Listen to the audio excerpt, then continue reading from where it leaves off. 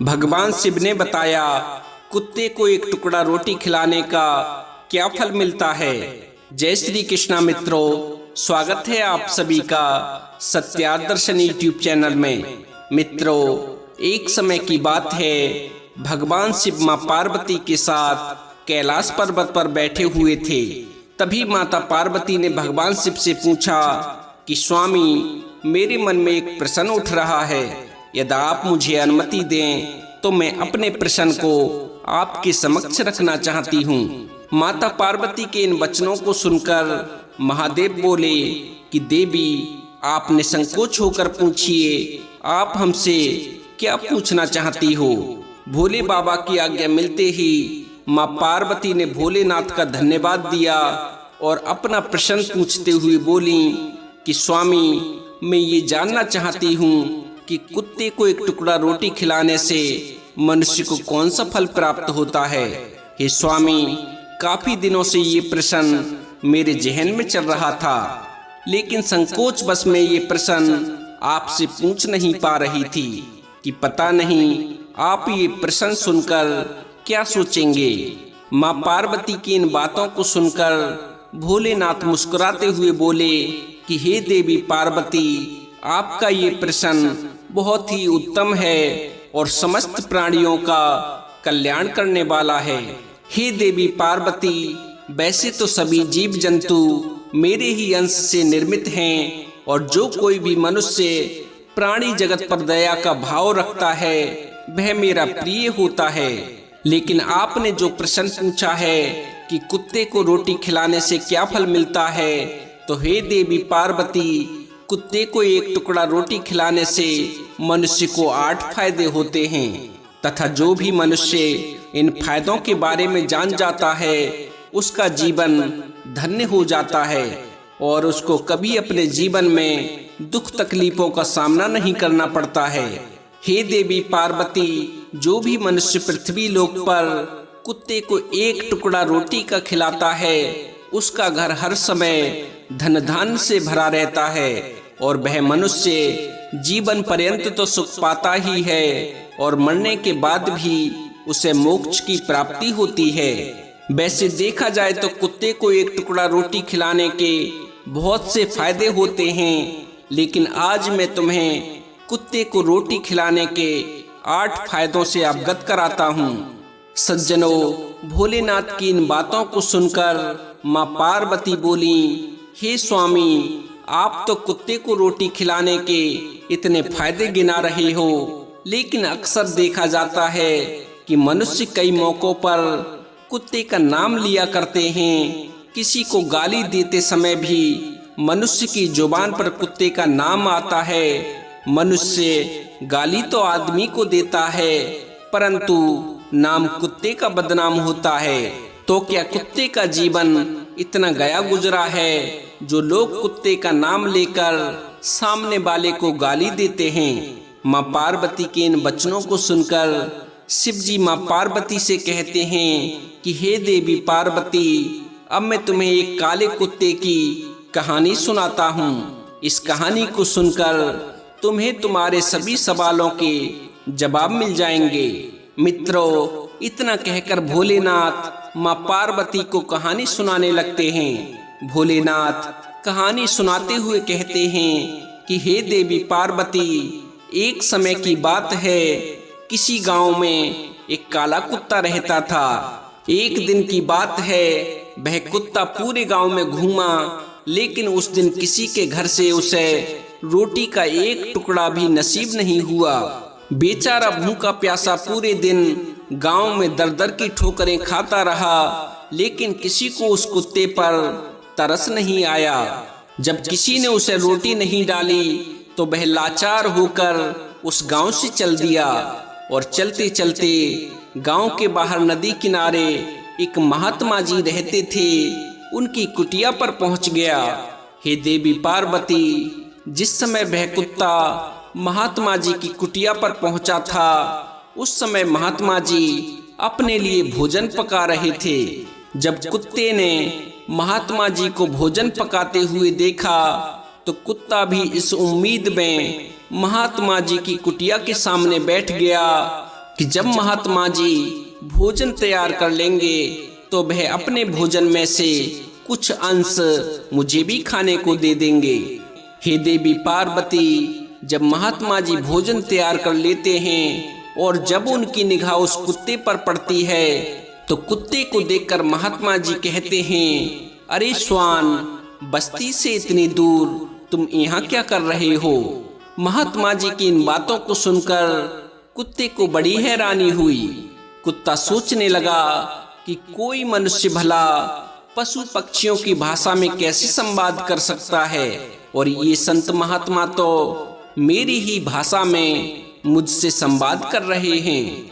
कुत्ते को असमंजस में पड़ा देखकर महात्मा जी बोले, कुत्ते भाई, तुम ज्यादा हैरान मत हो, क्योंकि मेरे गुरुदेव कोक शास्त्र के ज्ञाता थे और उन्होंने ही मुझे इस विद्या का ज्ञान दिया है, जिसके कारण मैं सभी पशु पक्षियों की भाषा बोल और समझ सकता हूँ।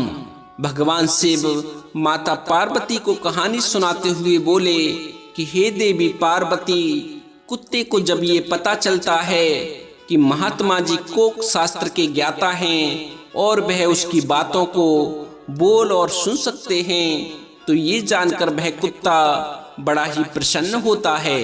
कुत्ता महात्मा जी से कहता है कि मुनिवर, मुझे लगता है आप बहुत ही उच्च कोटि के महात्मा हो, आप तो मेरी भाषा बोल और समझ रहे हो। हे मुनिवर, मैं कई दिनों का भूखा प्यासा हूँ और बस्ती से इतनी दूर आपकी कुटिया पर मैं भोजन की तलाश में आया हूँ। कृपा करके आप मुझे रोटी का एक टुकड़ा दे दीजिए, जिसे खाकर मैं अपनी भूख शांत कर सकूं। कुत्ते के इन वचनों को सुनकर ऋषिवर कहते हैं कि अरे श्वान, क्या सच में तुम्हें गांव में किसी भी घर से रोटी का एक टुकड़ा नसीब नहीं हुआ? कुत्ता कहता है, हाँ गुरुदेव, मैं बारी बारी से सभी गांव वालों के द्वार पर गया था, लेकिन किसी ने भी मुझे रोटी का एक टुकड़ा नहीं दिया। हे मुनिवर, मैं आपको क्या बताऊं, मैं इतनी विकट परिस्थितियों से गुजरा हूँ कि आप भी सुनोगे तो आपको भी मेरी बातों पर यकीन नहीं होगा। कुत्ते की इन बातों को सुनकर महात्मा जी बोले कि अरे श्वान भाई, पहले तुम कुछ भोजन पालो, उसके बाद तुम मुझे अपनी आप बीती सुनाना, मैं भी तो जानूं कि आपको कैसी कैसी मुसीबत झेलनी पड़ रही हैं। हे देवी, इस प्रकार दोनों प्राणी भोजन करते हैं। भोजन पर्यंत महात्मा जी उस कुत्ते से कहते हैं कि हे श्वान भाई, अब मुझे अपनी आप बीती सुनाओ, मैं भी तो जानूं कि आपको श्वान योनि में रहते हुए क्या क्या कष्ट झेलने पड़ रहे हैं। ऋषि की इन बातों को सुनकर कुत्ता कहता है, ठीक है मुनिवर, अब मैं आपको अपनी आप बीती सुनाता हूँ कि हमें इस योनि में रहते हुए क्या क्या दुख झेलने पड़ते हैं। भगवान शिव ने कहा, हे देवी पार्वती, वह कुत्ता ऋषि से कहता है कि हे मुनिवर, ये दुनिया बड़ी ही निर्दयी है, यहाँ कोई हम पर दया नहीं दिखाता। हे गुरुदेव, हमारा कोई स्थायी घर नहीं होता, कोई आसरा नहीं होता, हम कमाकर नहीं खा सकते, हमें वस्त्र पहनने का भी ज्ञान नहीं है। चाहे सर्दी हो, गर्मी हो या बरसात हो, हम ऐसे ही घूमते रहते हैं, हमें पढ़ना लिखना भी नहीं आता। आगे कहानी सुनाते हुए भोलेनाथ माँ पार्वती से कहते हैं कि हे देवी पार्वती, और वह कुत्ता मुनिवर से कहता है कि गुरुदेव, हमें मनुष्यों की तरह अनुशासन नहीं आता और उनकी तरह हम संवाद नहीं कर सकते। ये एक तरह से हमारा दुर्भाग्य तो ही है।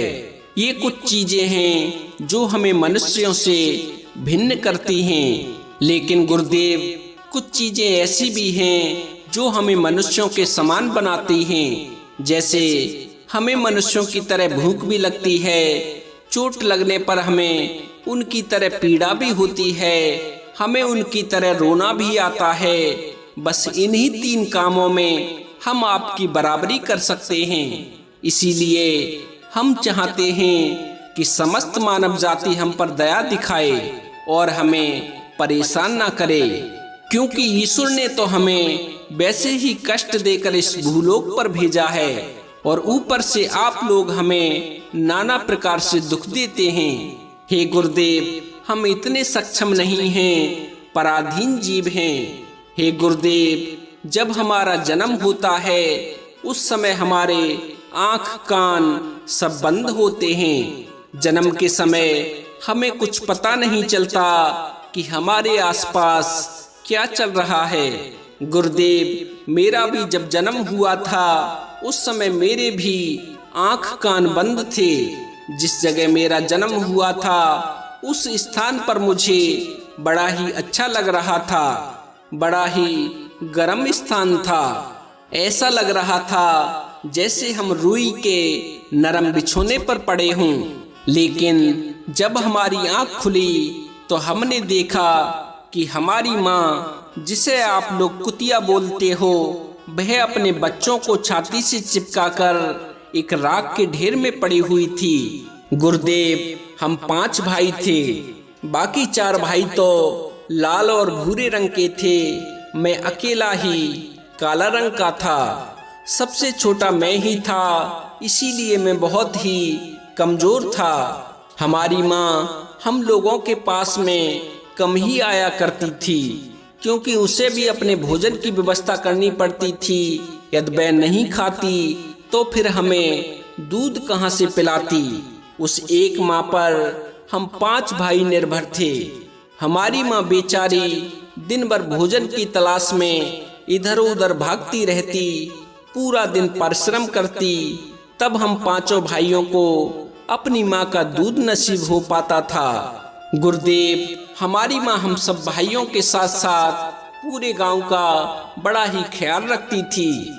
हमारी माँ रात रात भर जगकर गांव की रखवाली करती थी।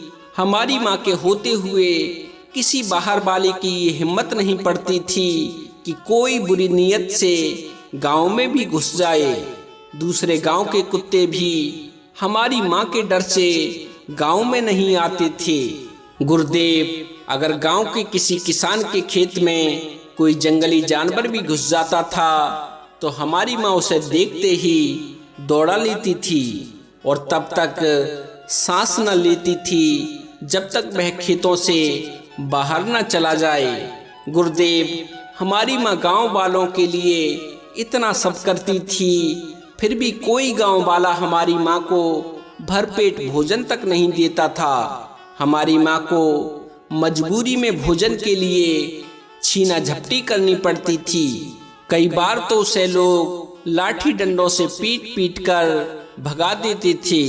उस दिन हमारी माँ को भूखे पेट ही सोना पड़ता था। गुरुदेव, भूख तो उसे भी लगती थी और ऊपर से हम 5 भाइयों की चिंता। जब भूख उसे चैन से बैठने नहीं देती थी और कोई गांव वाला उसे जब भोजन नहीं देता था तो हमारी माँ चोरी छिपे लोगों के घरों में घूमती रहती थी और मौका मिलते ही चोरी छिपे रोटी भी ले आती थी। गुरुदेव, कई बार तो हमारी माँ के साथ में ऐसा भी होता था कि जब वह गांव वालों के घरों में चोरी छुपे रोटी लेने जाती और लोगों की नज़र हमारी माँ पर पड़ जाती तो गांव वाले हमारी माँ को लाठी डंडे लेकर दौड़ा लेते थे और कुछ निर्दयी लोग तो उसे अपने घरों में बंद करके पीटा करते थे, जिससे कई दिनों तक वह ठीक से चल भी नहीं पाती थी। गुरुदेव, अब आप ही हमें बताइए, इसमें हमारी माँ का क्या दोष था? चोरी करना उसके स्वभाव में शामिल नहीं था। ये सब तो वह सिर्फ पापी पेट के लिए किया करती थी। हे देवी पार्वती, आगे वह कुत्ता साधु को अपनी आप बीती सुनाते हुए बोला कि गुरुदेव, एक दिन की बात है, बड़ी जोरदार बरसात हुई और उस बरसात के साथ ही ओले भी पड़े। गुरुदेव, ओले पड़ने के कारण बड़ी ही ठंडी हवा चल रही थी। हमारी माँ हम 5 भाइयों को अपने सीने से चिपकाए एक खुले स्थान पर बैठी हुई थी। गुरुदेव, वह रात मेरे तीनों भाइयों पर काल बनकर टूटी। उस सर्द रात में मेरे 3 भाइयों के प्राण पखेरु उड़ चुके थे। उस दिन हमारी माँ बहुत रोई थी, लेकिन मनुष्य हमारी पीड़ा को नहीं समझ सकता। समझता भी कैसे, उनके बच्चे थोड़े ही मरे थे। फिर वह कुत्ता कहता है कि हे मुनिवर, अब हम सिर्फ 2 भाई बचे थे। हमारी माँ हम दोनों की अच्छे से देखभाल करने लगी थी। धीरे धीरे हम दोनों भाई अपने माँ के संरक्षण में बड़े हो रहे थे। गुरुदेव, कुछ दिन गुजरने के बाद में उसी गांव के ठाकुर जी के यहाँ सत्यनारायण की कथा होती है, और कथा होने के बाद में बड़ी ही अच्छी दावत का आयोजन होता है। बड़ी ही चहल पहल थी और ठाकुर साहब के यहाँ नाना प्रकार के पकवान बनाए जा रहे थे। ठाकुर साहब के घर तमाम मेहमान आए हुए थे।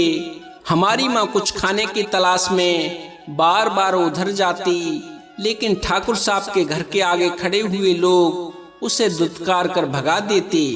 किसी को हमारी माँ पर इतना भी तरस नहीं आया कि एक पूड़ी उठाकर हमारी माँ के सामने ही फेंक दे।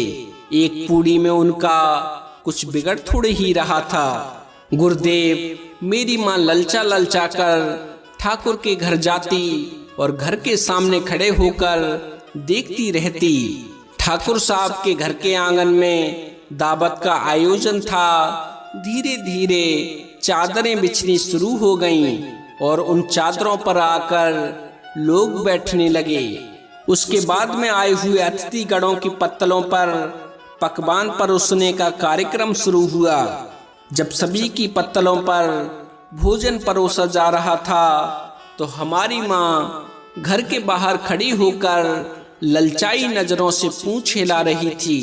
भोजन परोसने वाला जब पत्तल में पूड़ी परोसकर दूसरे पकवान को लेने के लिए अंदर जाता है, तो मेरी माँ दबे पांव पूड़ी लेने के लिए ठाकुर जी के घर में घुस जाती है और उस स्थान पर पहुंच जाती है जहां पूड़ियों से भरा हुआ वो पात्र रखा हुआ था। मेरी माँ जैसे ही उस पात्र के पास पहुंचती है, तभी किसी की नजर मेरी माँ पर पड़ जाती है। मेरी माँ को देखते ही वह आदमी जोर जोर से चिल्लाने लगता है कि कुत्ता आ गया, डंडा लेकर आओ, नहीं तो ये भोजन को झूठा कर देगा। उस व्यक्ति की ये आवाज सुनकर कई लोग शोर मचाते हुए लाठी डंडे लेकर आते हैं और मेरी माँ को चारों तरफ से घेरने लगते हैं। उन लोगों की चीख पुकार सुनकर मेरी माँ एकदम से घबरा जाती है और उसी घबराहट में मेरी माँ, जो लोग पंगत लगाकर बैठे हुए थे, उन लोगों के ऊपर से छलांग लगाकर घर से बाहर आ जाती है। गुरुदेव, जैसे ही मेरी माँ उन लोगों के ऊपर से छलांग लगाकर बाहर आती है, वैसे ही ठाकुर जी के घर का माहौल एकदम से बदल जाता है। जो लोग भोजन करने के लिए पंगत लगाकर बैठे हुए थे, वे सभी लोग एकदम से उठ खड़े होते हैं। मेरी माँ जब घर से बाहर आकर इस नज़ारे को देखती है, तो वह इतनी हैरान अपने निकलने पर ना थी जितनी वो उन लोगों के खड़े हो जाने पर थी। मेरी माँ ने देखा कि जो लोग दावत खाने के लिए बैठे हुए थे, वो सभी लोग उठकर खड़े हो गए और कहने लगे कि राम राम, ये सारा भोजन तो कुतिया के लांघने से भ्रष्ट हो गया है, अब इसे हम नहीं खा सकते। यदि हमने इस भोजन को पाया तो हमारा धर्म भ्रष्ट हो जाएगा। उन लोगों की इन बातों को सुनकर ठाकुर साहब के घर वाले आपस में विचार विमर्श करने लगे कि अब क्या किया जाए, खाना तो सब खराब हो गया है। जब ठाकुर जी को इन बातों का पता चला, तो ठाकुर साहब अपना मूड पकड़कर जमीन पर बैठ गए। ठाकुर साहब के मिलने वाले दावत खाने वालों को समझा रहे थे कि भाई, कुतिया के लांघने से भोजन कैसे खराब हो सकता है। उसने खाने में या पत्रों में मुंह थोड़े ही डाला है, सिर्फ ऊपर से लांघकर ही तो गई है। लेकिन वो कहाँ मानने वाले थे। वह तो अपनी जिद पर ही अड़े रहे कि कुत्ता भोजन के ऊपर से लांघकर गया है, अब इसे हम नहीं खा सकते। फिर कुछ लोगों ने समझाया कि ऐसे कैसे हो सकता है।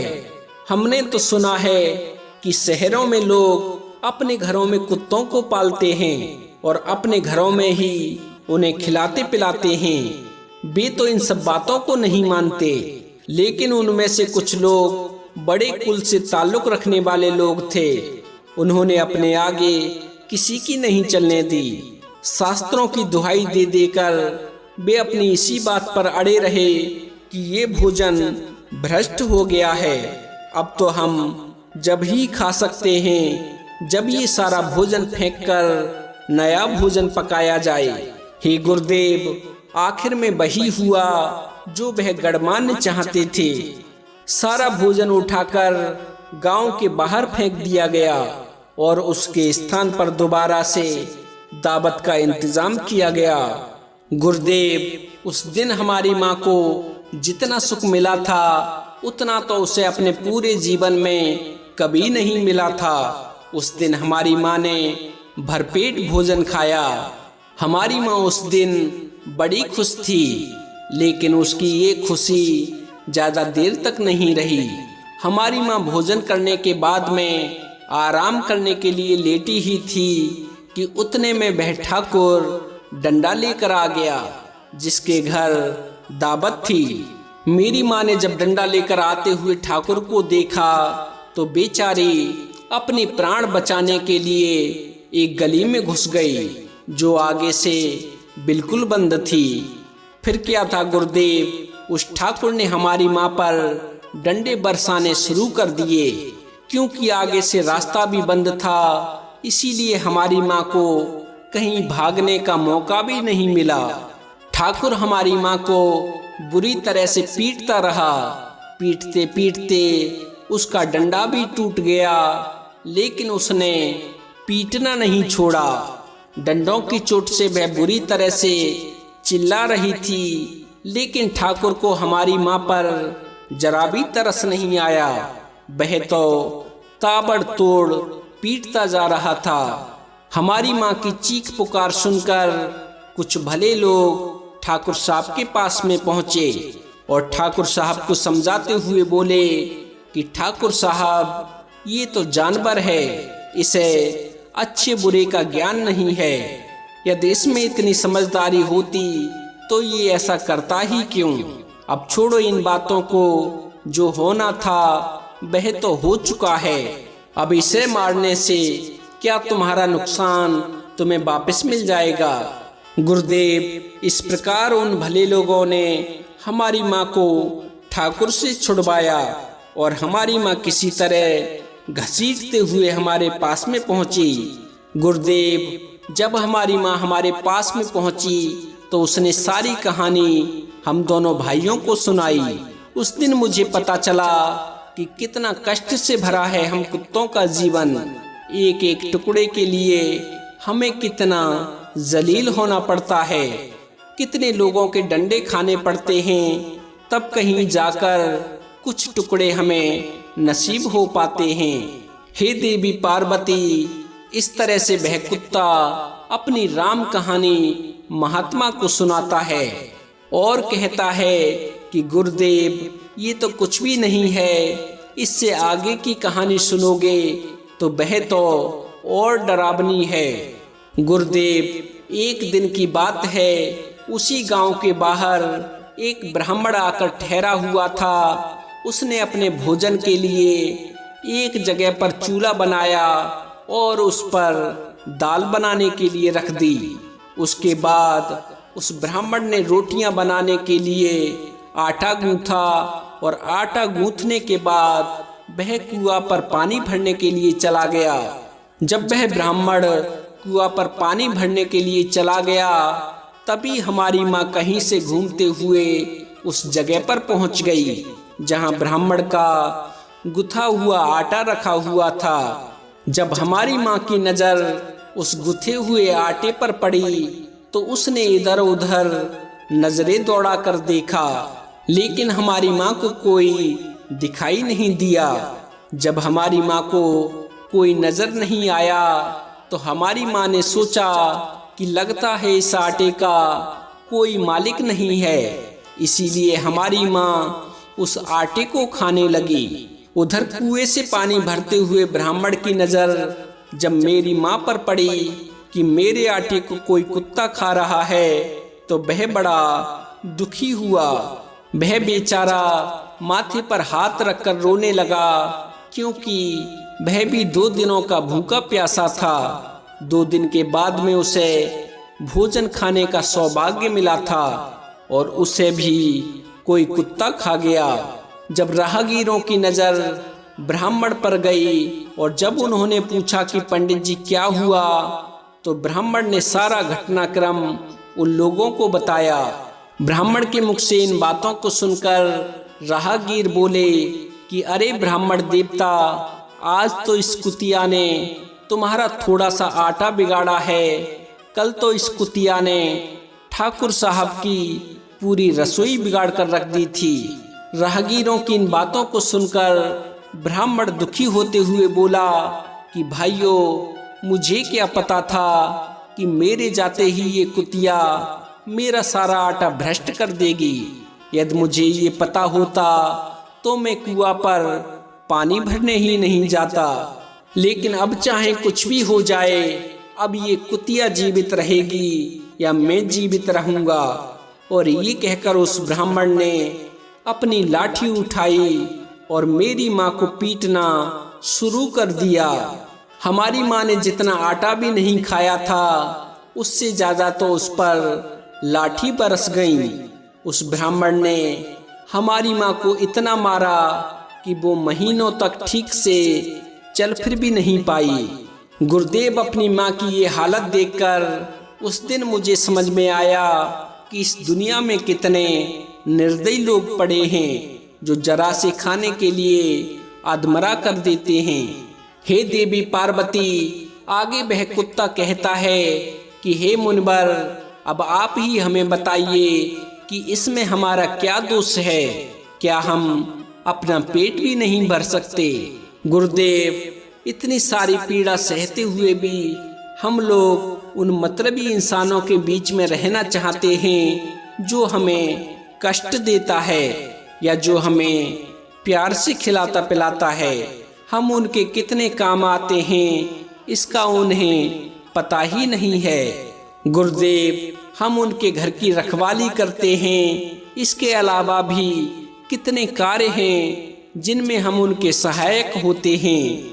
हे देवी पार्वती, इस तरह उस कुत्ते ने साधु को 8 फायदे बताए, जिनका जिक्र अब मैं तुमसे बारी बारी से करता हूँ।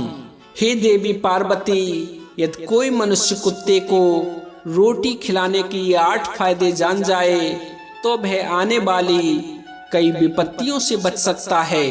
हे देवी पार्वती, अब तुम ध्यान लगाकर सुनना। अब मैं तुम्हें कुत्ते को 1 टुकड़ा रोटी खिलाने के फायदे गिना रहा हूँ। हे देवी पार्वती, हमने ऐसा विधान बनाया है। हमारे विधान के अनुसार पहली रोटी गाय की और अंतिम रोटी कुत्ते की होती है। लेकिन आजकल का मनुष्य भगवान के बनाए हुए विधान को भूलकर अगली पिछली रोटी स्वयं ही खा जाता है। जो भी मनुष्य अपने घर में बनी हुई पहली या आखिरी रोटी स्वयं खाता है, उसे अपने जीवन में बहुत सारे कष्ट भोगने पड़ते हैं। हे देवी पार्वती, कुत्ता एक ऐसा प्राणी है जिसके रोटी खिलाने से मनुष्य के जीवन में पड़ने वाले ग्रहों के दोष भी दूर हो जाते हैं। भगवान शिव कहते हैं कि देवी, कुत्ते को रोटी खिलाने का पहला फायदा तो ये है कि कुत्ते को रोटी खिलाने से शनि का जो नकारात्मक प्रभाव होता है वह कम हो जाता है। देवी पार्वती, शनि देव ऐसे देव हैं, यदि ये अपनी कुदृष्टि किसी मनुष्य पर डालते हैं तो वह मनुष्य बर्बाद हो जाता है। जिस व्यक्ति पर भी उनकी महादशा का आरंभ हो जाता है तो उसके बने बनाए काम भी अपने आप बिगड़ने लगते हैं और वह मनुष्य आर्थिक तंगी का शिकार हो जाता है। हे देवी पार्वती, ऐसी स्थिति में जो व्यक्ति कुत्ते को अपने घर की पिछली रोटी को खिलाता है तो उस पर शनि का दुष्प्रभाव बहुत ही कम हो जाता है। हे देवी पार्वती, कुत्ते को रोटी खिलाने का दूसरा फायदा ये होता है कि कुत्ते को रोटी खिलाने से भाग्य आपके पक्ष में हो जाता है और आपके घर में जितनी भी नकारात्मक शक्ति होती हैं वे सभी नष्ट हो जाती हैं और आपके घर में सुख साधनों की कमी नहीं होती। हे देवी पार्वती, कुत्ते को रोटी खिलाने का तीसरा फायदा ये होता है कि जो व्यक्ति कुत्ते को नियमित रोटी खिलाता है ऐसे व्यक्ति से धन की देवी लक्ष्मी प्रसन्न रहती हैं और उसके घर में धन दौलत की कमी नहीं रहती। कुत्ते को रोटी खिलाने का चौथा फायदा ये होता है कि जो व्यक्ति कुत्ते को रोजाना रोटी खिलाता है उसके ऊपर कर्जा नहीं चढ़ता है और जिसके ऊपर कर्जा होता है वो भी कुत्ते को रोटी खिलाने से जल्दी उतर जाता है। पांचवा फायदा ये होता है कि जो व्यक्ति कुत्ते को सुबह शाम रोटी खिलाता है उसके व्यापार में उन्नति होती है और उसका व्यापार ठीक से चलने लगता है। कुत्ते को रोटी खिलाने का छठा फायदा ये होता है कि कुत्ते को रोटी खिलाने से मनुष्य की आयु बढ़ती है और उसका अटका हुआ धन उसे वापस मिल जाता है। कुत्ते को रोटी खिलाने से मनुष्य का स्वास्थ्य अच्छा रहता है और उसे गंभीर बीमारियां नहीं होती। कुत्ते को रोटी खिलाने का आठवां फायदा ये होता है कि जो मनुष्य कुत्ते को रोज रोटी खिलाता है उसके रोटी खिलाने से भगवान प्रसन्न रहते हैं, क्योंकि भगवान को तो संसार के समस्त जीव जंतुओं की चिंता रहती है और जो भी मनुष्य ईश्वर के बनाए हुए जीव जंतुओं पर दया दिखाता है, उन्हें खिलाता पिलाता है, उससे भगवान सदैव प्रसन्न रहते हैं और उसके ऊपर अपनी कृपा दृष्टि बनाए रखते हैं। हे देवी पार्वती, कुत्ता एक ऐसा जीव है कि जब कुत्ता रोता है तो कोई न कोई अपशकुन होता है, कोई संकट आता है या किसी की मृत्यु होती है। इसीलिए कुत्ते को कभी भी रुलाना नहीं चाहिए। तो मित्रों, ये थी आज की कहानी। आपको ये कहानी कैसी लगी कृपया कमेंट के माध्यम से हमें अवश्य बताएं।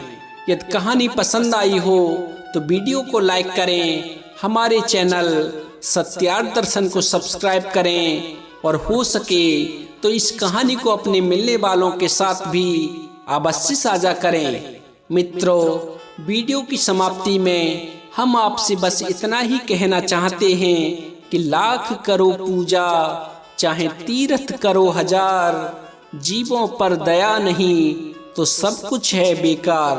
तो भक्तों, इसी के साथ हम आज का ये वीडियो समाप्त करते हैं। आज के लिए बस इतना ही। मिलते हैं अन्य ज्ञानवर्धक वीडियो में। तब तक के लिए आप सभी भक्तों को मेरी तरफ से जय श्री कृष्णा, जय श्री राधे, जय श्री श्याम। बोली श्री बांके बिहारी लाल की जय। बोलिए श्री देवादिदेव महादेव की जय। जय जय श्री राधे श्याम।